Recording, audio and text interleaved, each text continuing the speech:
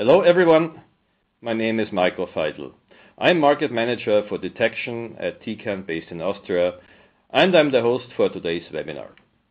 So herewith, I welcome you all to Tecan's third webinar in its 2014 webinar series, where we focus on key learnings for cell-based assays and present solutions to help researchers to get best results out of their daily experiments.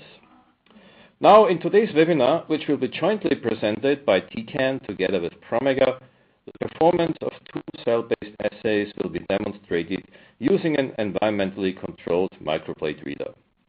The CellDoc Screen real-time cytotoxicity assay and an ADCC reporter bioassay, both from Promega, were performed on a Tecan Infinite M200 Pro multimode plate reader equipped with a gas control module, the GCM. The GCM allows simultaneous control of both carbon dioxide and oxygen within the measurement chamber, providing a cost-efficient alternative to a standard cell culture incubator.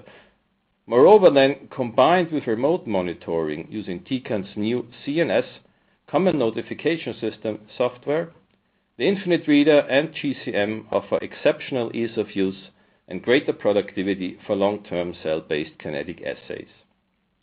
So this webinar features two excellent speakers on behalf of Promega and Tecan, respectively. Tracy Rosella is Senior Automation Scientist with Promega, and Christian Oberdana is Application Specialist in Sales and Marketing for Tecan. A few housekeeping rules are in order before we start. So, for reducing background noise during the webinar presentation, every participant will be muted. However, there is the option to submit questions in writing using the Q&A box on your screen, and the questions will then be answered during the presentation or offline by email. Now, without further ado, I'd like to hand over to Tracy for the first part of the talk, followed by Christian with the second part of this exciting story. Tracy?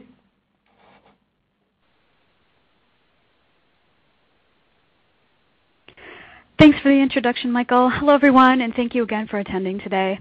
I'll start the presentation by touching on some of the advantages of using a gas-controlled microplate reader over more traditional approaches to assay incubation and workflow. The first application will focus on the use of the Infinite Pro GCM for long-term, multi-day measurement of cytotoxicity using our CellTox Screen cytotoxicity assay. The second application will focus on the use of the Infinite Pro GCM as a surrogate for a standard tissue culture incubator during the induction phase of an ADCC reporter bioassay. In this application, we will use the reader as both an incubator and a detector.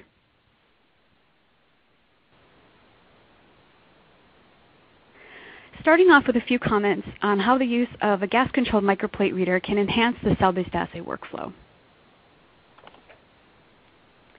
The first 2 points on this slide are related to the process component of doing a time course study and how an environmentally controlled reader improves this process. First, an environmentally controlled reader reduces plate handling, which in turn keeps cells happy and minimizes adverse effects on the assay. When a plate is removed from an incubator and transferred to a reader for measurement, a temperature gradient can develop across the plate where the outer walls may begin to cool faster than the inner walls. Assay signal could be impacted, which will influence statistical calculations. In addition, the repeated movement of the plate between the incubator and reader could present adverse effects on the cells, particularly if they are weakly adherent and become detached. Temperature gradients may also induce cell shock. An environmentally controlled reader enables comprehensive time course studies, which is our next point. In many cases, the transfer of a plate between the incubator and the reader is done by a human with a schedule and time commitments. Reading a plate at 3 a.m. is not on the top of their list of things they want to do. As a result, time points are often scheduled around the availability of personnel to come in and take that reading. And of course, this may limit the number of data points that can be gathered for a time course experiment. When this happens, the exact time of the event, like cytotoxicity, may be missed. The last 2 points are related to the cost of equipment for a cell culture facility. The use of a detection instrument with environmental control, such as temperature and CO2, frees up incubator space or removes the need for an incubator entirely in the case of assays involving frozen, thaw-and-use cells where no cell maintenance is needed. This might be for a contract research organization or a lab performing lot release testing as an example. And overall, the reduction in the number of incubators saves money and frees up precious bench space or floor space for other equipment.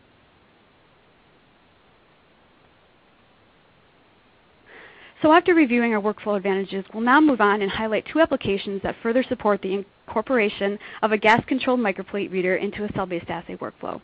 So our first application today will highlight long-term kinetic studies to monitor the emergence of cytotoxicity using our CellTox Screen cytotoxicity assay.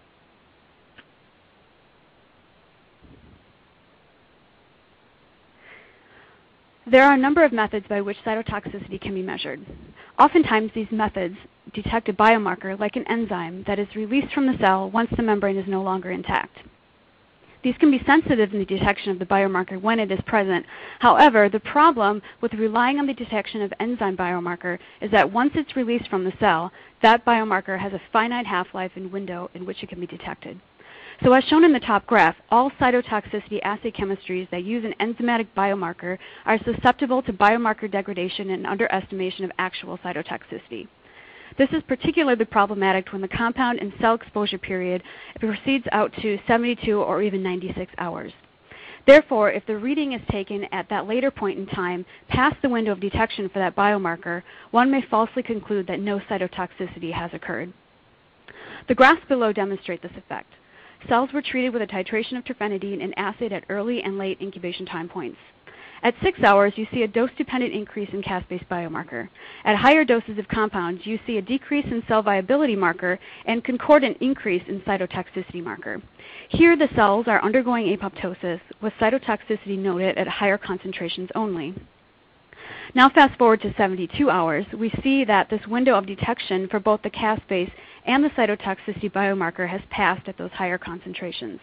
Here you see a negative trending or a hook in the data that is observed at the highest concentration of that cytotoxic compound, where at 6 hours we were able to detect our cytotoxicity and Cas-based markers. So these graphs also point out the importance of both time and dose when performing time course studies.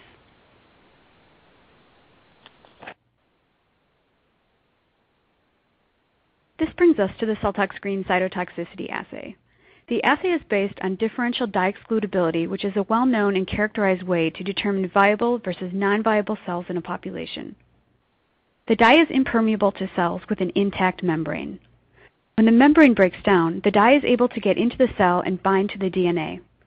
Once bound to DNA, the dye becomes highly fluorescent and is measurable with a microplate reader or imager.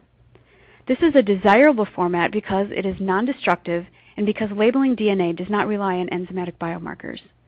Unlike the previous examples, there are no concerns over biomarker decay over the course of time. The graph on the bottom shows us that the fluorescent signal is proportional to the number of dead cells present in the sample.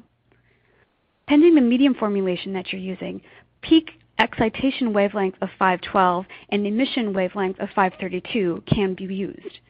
Otherwise, an excitation of 485, emission of 520 will work well.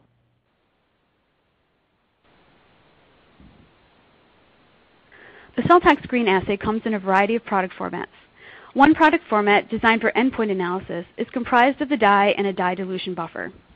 The second product format, designed for kinetic analysis, is comprised of the dye only and is diluted into the cell culture medium. And I'll touch more on which product to use for which application in a few slides.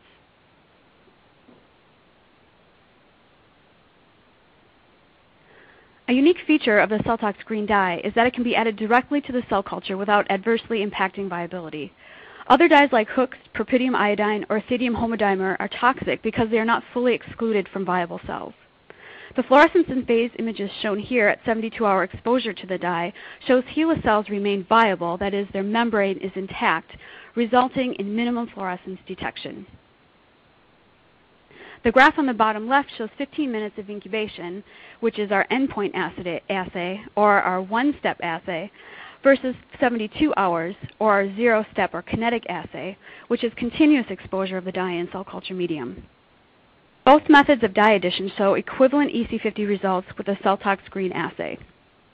The graph on the right shows cell viability data with cell titer glow, which is a measurement of cellular ATP, comparing results after dye addition by the two methods previously described. Equivalent overlaid results with the ATP assay suggest that the dye does not cause or augment cytotoxicity related to test compounds.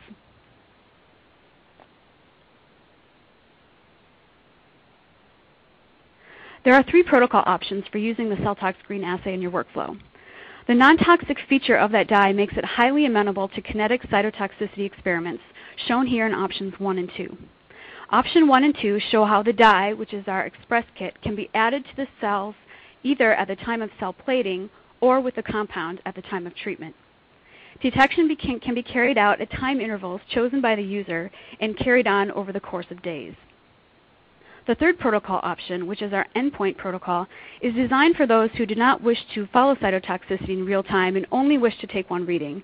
In this case, the dye is mixed in a dye buffer and added to the cells in the well.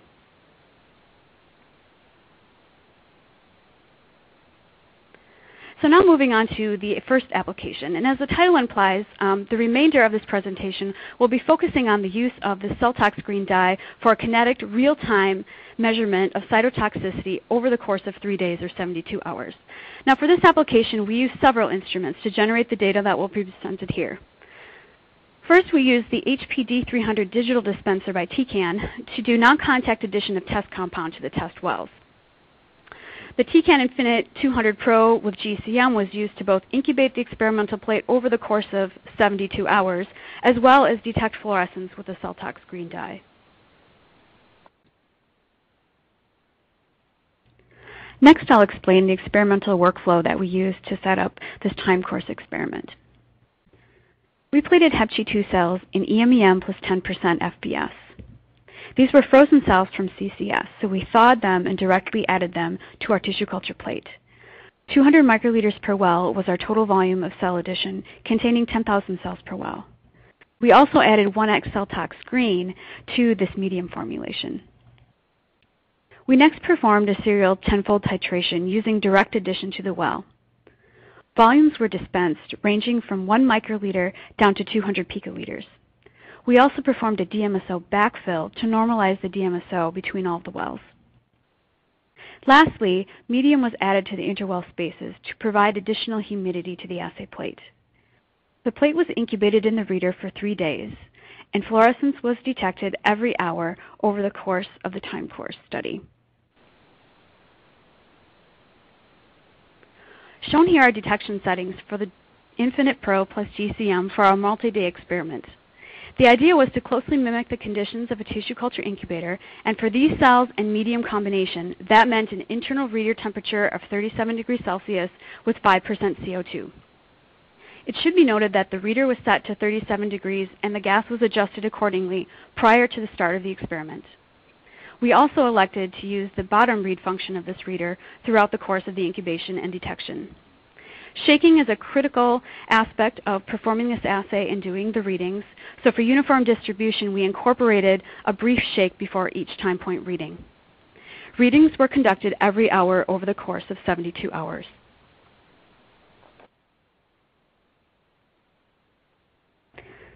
Here are some representative results from compounds with varying mechanism of action. Time is presented on the x-axis with fluorescence on the y-axis. All compounds show cytotoxicity with varying potencies and degrees with which the emergence of fluorescence or cytotoxicity occurs. Graph A, terfenadine, is an H1 histamine receptor antagonist. Shown here is a rapid onset toxicity at high concentrations by a mechanism that is both time and dose dependent. Graph B shows nicotazole, which disrupts microtubule dynamics, arresting cells in G2M phase of cell division. Cytotoxicity emerges after 24 hours of exposure, with all concentrations tested showing equal potency. And lastly, graph C, staurosporine, a CAN kinase inhibitor, induces apoptosis. A time-delayed onset of cytotoxicity is observed in a dose-dependent manner. So in conclusion, the CellTox green dye binds DNA of cells with impaired membrane integrity and is impermeable to viable cells. The dye is non-toxic, enabling kinetic monitoring of cytotoxicity. The environmentally controlled Infinite Pro with GCM enabled walk-away cytotoxicity measurements out to 72 hours, and we saw no impact on cell health noted at this 72-hour incubation. If you're interested in finding out more information on the CellTox green cytotoxicity assay, please see the link on the screen.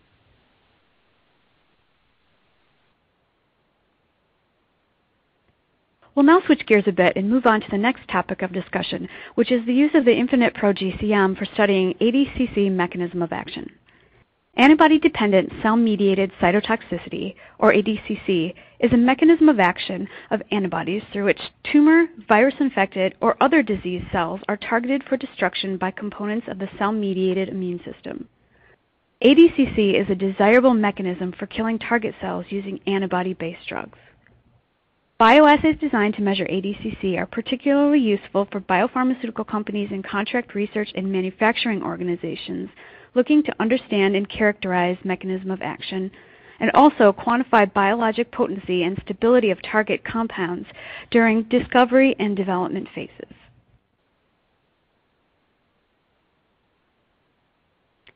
Now I'll describe the scientific basis of ADCC reporter bioassay. When the Fc effector portion of target-bound antibodies binds to the Fc gamma R3A receptor on the cell surface of effector cells, and typically these are natural killer cells, multiple cross-linking of the two cell types occurs, leading to the pathway activation of ADCC mechanism of action. The ADCC reporter bioassay uses an alternative readout at an earlier point in ADCC mechanism of action of pathway activation, which is the activation of gene transcription through NFAT pathway in the effector cell. The bioluminescent ADCC assay that I'll be describing today utilizes a firefly luciferase reporter readout as an indicator of this pathway activation state, providing a measure of effector function earlier in the pathway.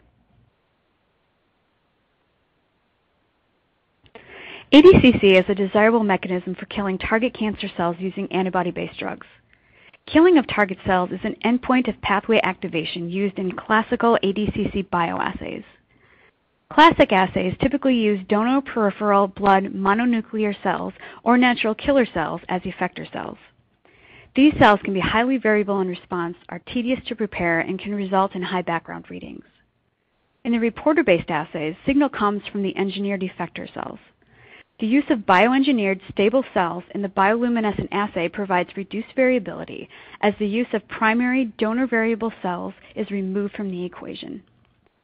The engineered effector cells in our assay also express either the Fc gamma R3A receptor, which is the V158 high affinity variant, or the F158 low affinity variant for ADCC mechanism of action studies.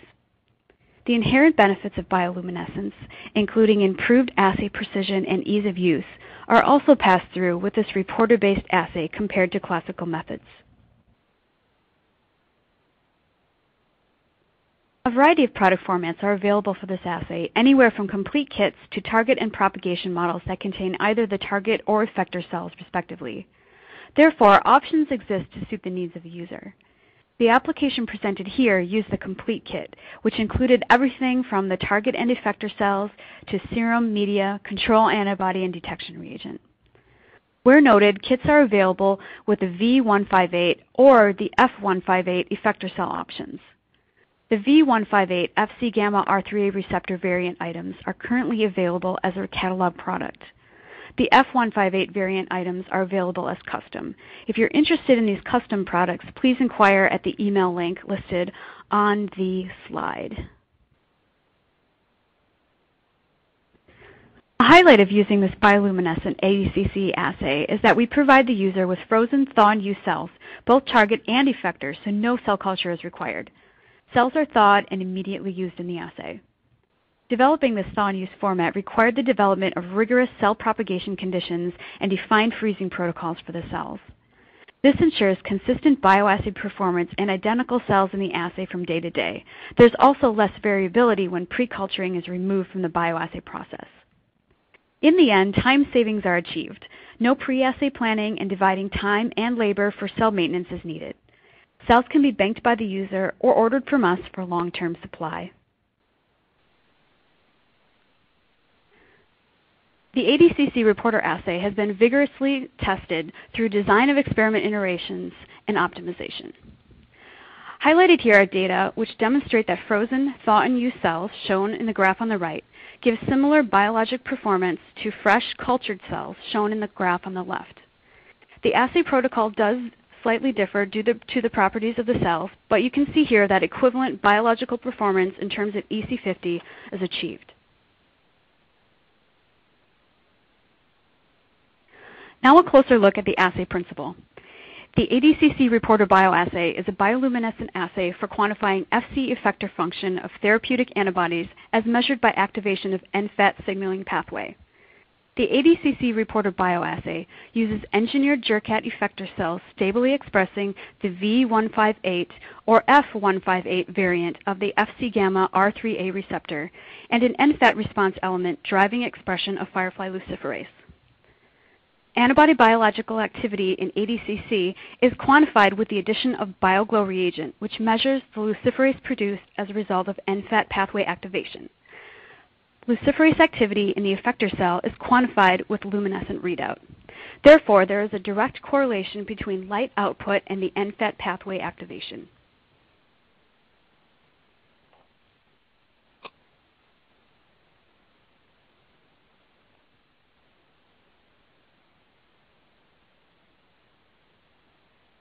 The goal of this second application was to demonstrate that the Infinite 200 Pro plus GCM can serve as both a surrogate incubator for bioassay induction and for detection.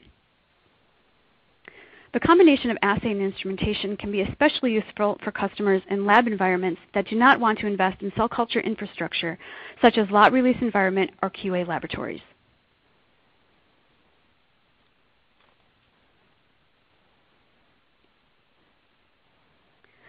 In short, we assembled on the same plate ADCC assays using both Raji and Will-2West target cells. The total volume in the well for induction was 75 microliters, which includes 25 microliters of target cells, 25 microliters of control anti-CD20 antibody dilution, and 25 microliters of effector cells, all added in that order. Duplicate plates were assembled for the reader versus standard tissue culture incubator comparison. To add additional humidity to the Tecan incubated plate, we added assay buffer to the interwell spaces of our white Corning plate. Plates were incubated in their respective locations, either the reader or standard tissue culture incubator, for 6 hours. Following induction, both plates were removed from their respective locations and allowed to cool for 15 minutes. 75 microliters of BioGlow detection reagent was added per well, incubated for 5 minutes, then luminescence measured in the microplate reader.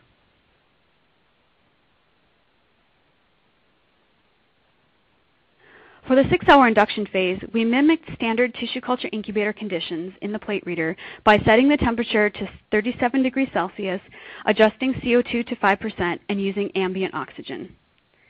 It should be noted that the reader was heated and gas levels adjusted prior to beginning the experiment. When it was time for detection, we kept the internal temperature and CO2 settings as used for the induction. Due to the extended time needed to equilibrate the Tecan reader from 37 to ambient, which is greater than 2 hours, we elected to keep the reader at this elevated temperature during the short incubation after reagent addition.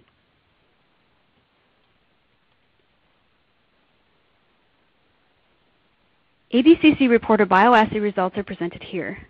The light blue lines on both graphs represent assay induction performed in the standard tissue culture incubator. Darker blue lines represent the infinite reader. The ADCC reporter bioassays with Raji or Will-2West target cells incubated in the reader performed comparably in both fold induction and potency to the control plate incubated in the cell culture incubator.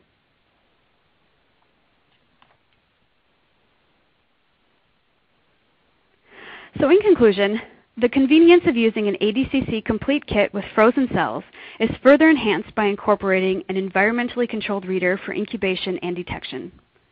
The Infinity 200 Pro with GCM is functionally equivalent to tissue culture incubator for the reporter induction phase of this ADCC reporter bioassay. For more information on the ADCC reporter bioassay, please see the link here indicated on the slide.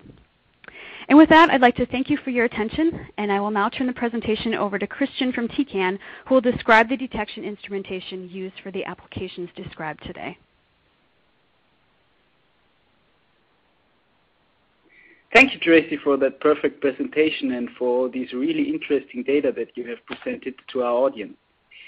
In this second part of today's webinar, I want to present some general facts about the Infinity 200 Pro and its gas control module, as well as talking about the about other applications that can be done with the system.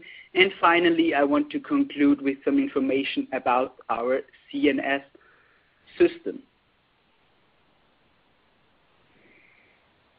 So first of all, as I said, quick introduction into the 200 Pro, then focusing on the GCM with all the specification advantages and application examples, and as I said, some words on the common notification system.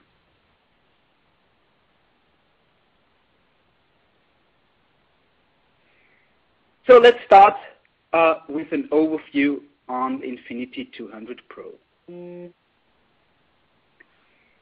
Infinity 200 Pro multimode reader series consists out of two different instruments. A monochromator-based instrument, the Infinity M200 Pro, which is equipped with the Tecan Quad 4 monochromator technology, and a filter-based system, the Infinity F200 Pro. Both instruments are packed with all the important and necessary optical detection modes, ranging from absorbance over fluorescence to luminescence. With the Infinity M200 Pro, it's also possible to do absorbance spectra and fluorescence spectra. And with the Infinity F200 Pro, our customers have access to the high-end assay technologies like TIA-FRET or AlphaScreen and AlphaLysa. In addition to these optical detection modes, both instruments are equipped with a wide range of additional features. I don't want to go through all of them, but I want to highlight those that are related to cell-based assays. So with the Infinity 200 Pro multimode reader series, we offer a kind of wellness pack for cells. This is, first of all, an improved linear and orbital shaking, especially to enable growth monitoring application with yeast or bacteria. Of course, both readers are equipped with a very precise temperature control and a top heating, which avoids the condensation on lidded assay plates, which is, of course, very important for a very accurate signal detection.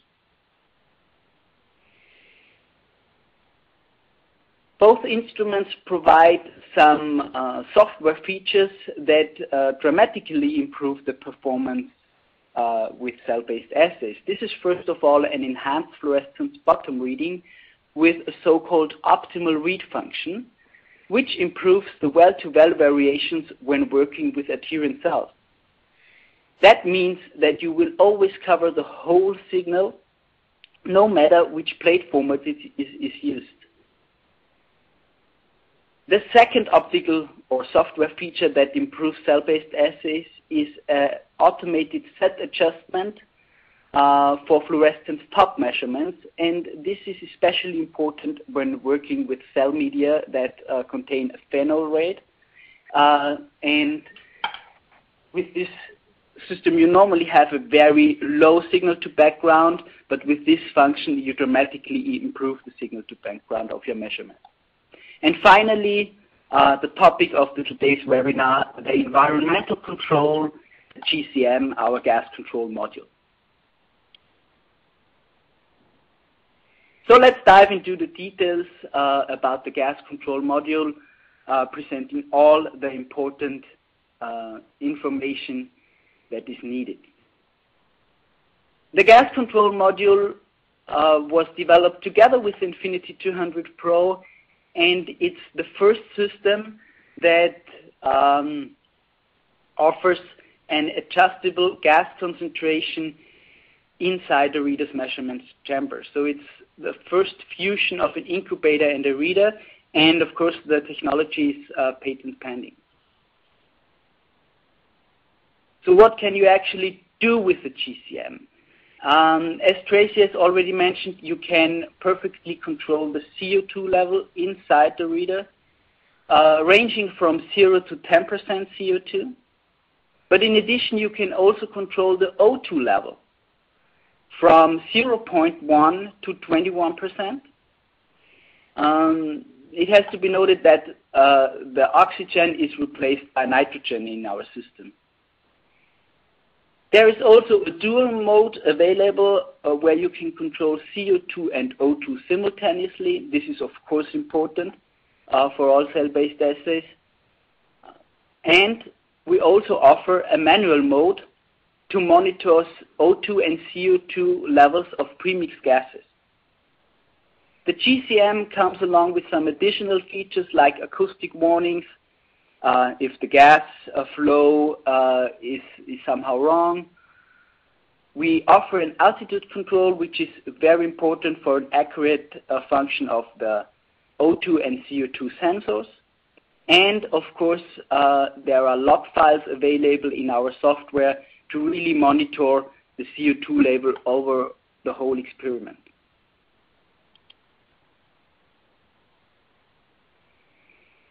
So what are the advantages of the GCM? Of course, the regulation of CO2 results in a stabilized pH value in the cell media.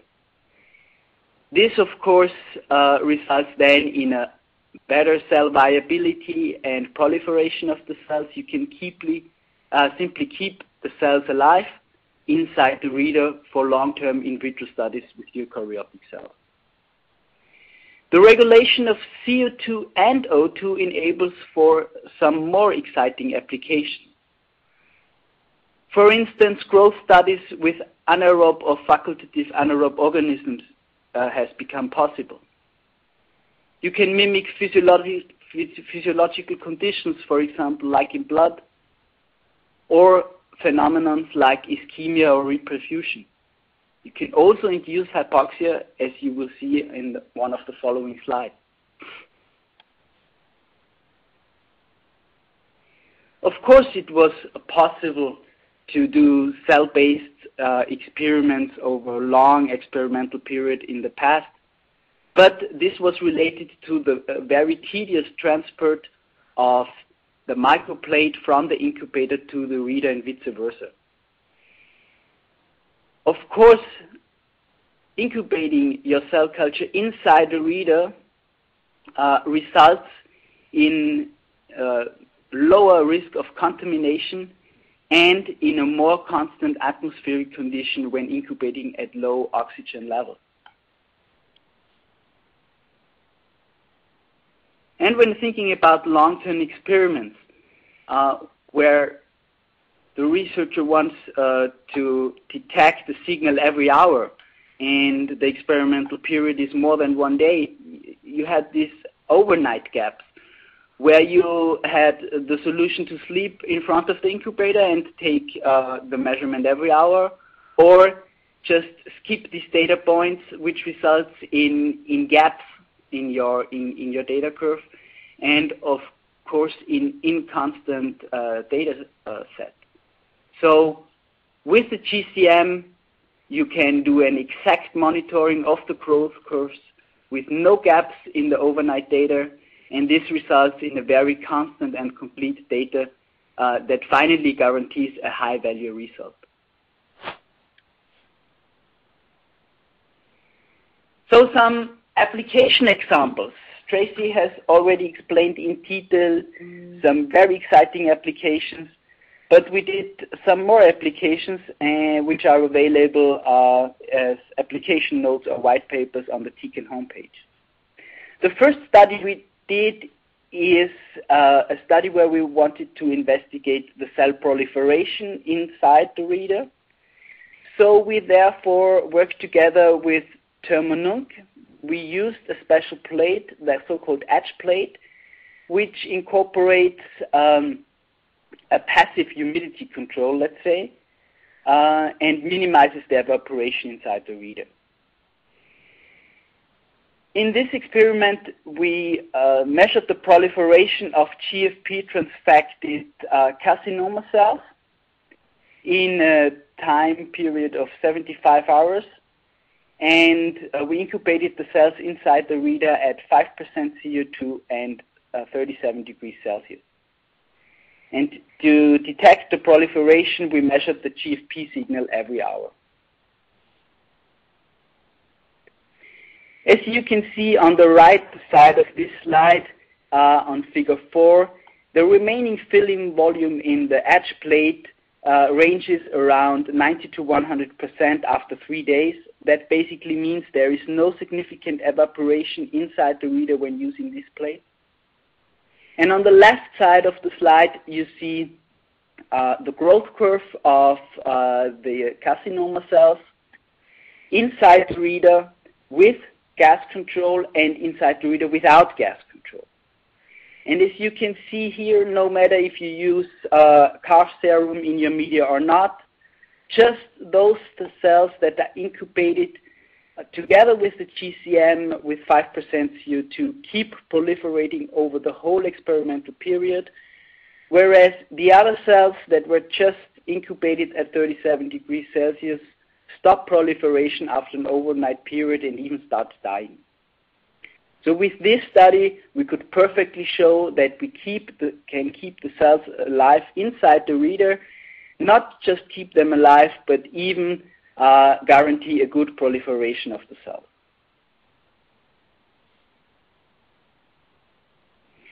In a second study that we did together with the University of Applied Sciences in Krems, Austria, we demonstrated the capability of the 200 Pro and GCM to induce and detect hypoxia. And like in the study that Tracy presented, we compared the whole result to a standard incubator. In a first experiment, we induced the HIF protein inside the Infinity 200 Pro by setting the O2 level to 0.2%. And then we directly measured a thread-based reporter assay using a special reporter cell line that incorporates a hypoxia responsive element. In a second experiment, we wanted to verify the outcome of the first one, so we again induced hypoxia in colon carcinoma cells, and then did the detection with a classical immunoassay approach. So we did a simple Western blot detecting the HIF protein and the VEGF protein. And finally, in a third experiment, we wanted to investigate the cell viability of colon carcinoma cells after the treatment with tirapazamine. And tirapazamine is a chemotherapeutic drug that is just cytotoxic under hypoxic conditions. And here we again set the O2 level to 0.2%.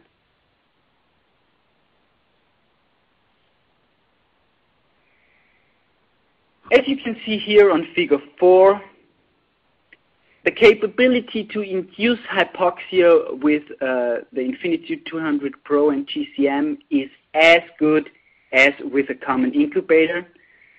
The results were insignificantly different, so no real difference between both systems, and of course both systems were able to effectively induce hypoxia. This outcome was then verified by the second experiment, where we did a simple Western blot to detect the VEGF and the HIF protein, and you can see no significant difference between a standard incubator with O2 control and our Infinity 200 Pro with GCM. And finally, the cell viability result. Again, you see no difference between a common incubator and the Infinity 200 Pro. And it needs to be noticed that we also did some experiment at 1% O2, where we couldn't see any real cytotoxic effect with tirapazamine. And this is now very important, because with the GCM you can go down below 1% O2, even down to 0.1%, and this is exactly the range where hypoxia happens.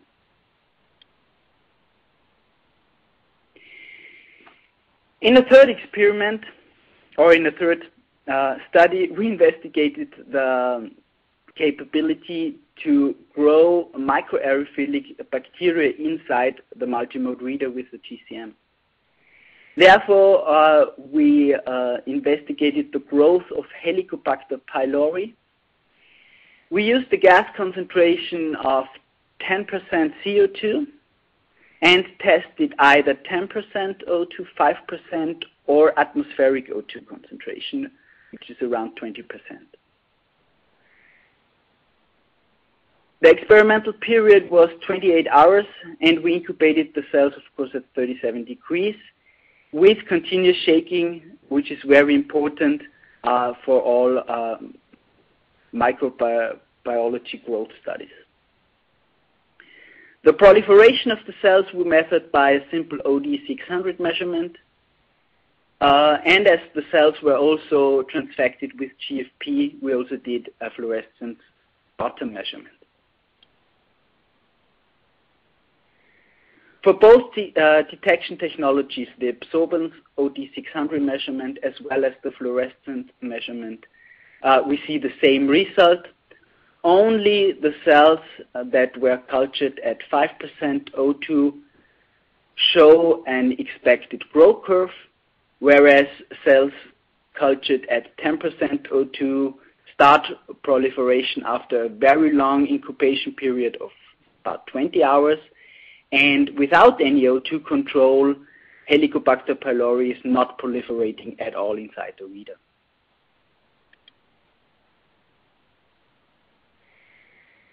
So, this was basically some other applications that can be done with the Infinity 200 Pro together with the GCM.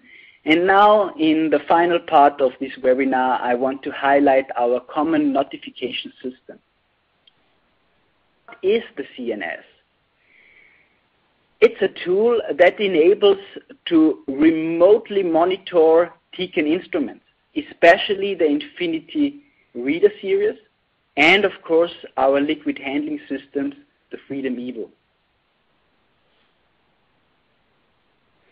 This basically means that you can monitor your instrument in your office or even at home. You do not need to be inside the lab to see the status of the instrument. And as I said, it's available with our robotic liquid handling systems as well as with our multimode readers. And here we support all of our Infinity readers, the 200, the 200 Pro, the Infinity F500, the Infinity M1000, and the Infinity M1000 Pro.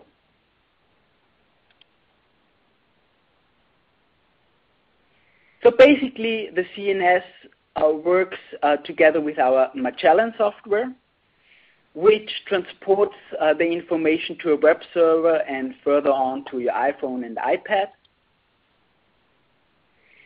The main view of that small application you see here on this slide, you can easily check the system, the status of your system, and you can even get more details by clicking on details on the upper right corner. In this details view, you get all the information about your kinetic experiment.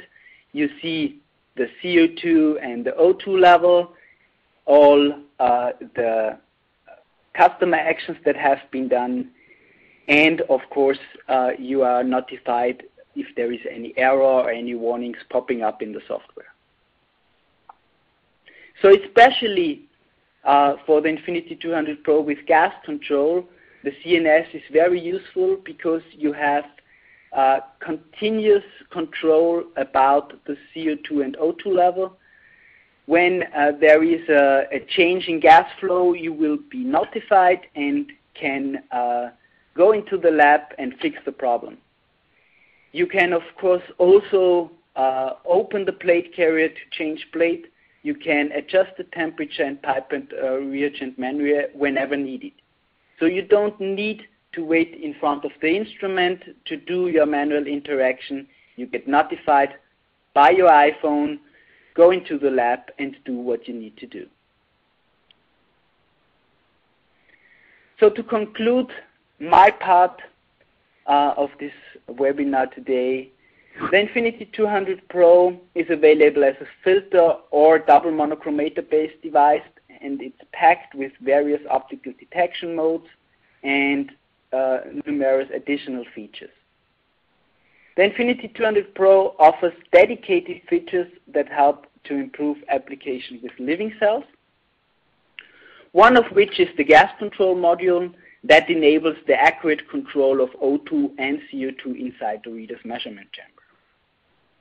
This symbiosis of a multimode reader and cell incubator enables for a range of applications which were not possible in this way before. I think you got a nice overview today of what is possible.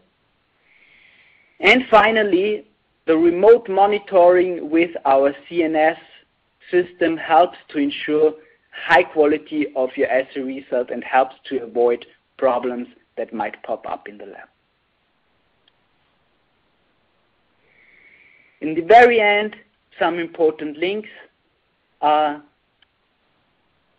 listed here on this slide, and I especially want to point out the Tecan GCM landing page, as well as the landing page for our webinar series, which are listed here at the very bottom of this slide.